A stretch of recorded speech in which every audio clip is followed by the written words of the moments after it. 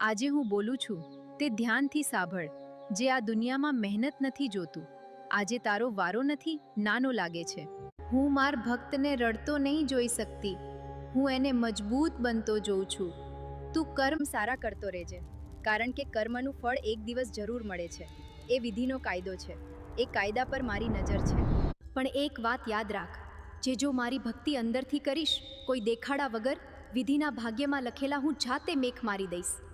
તને ઘણીવાર લાગે છે કે હું એકલો છું. સાચું કહું બેટા, હું તારા શ્વાસમાં છું, તારા દરેક પગલા સાથે ચાલું છું.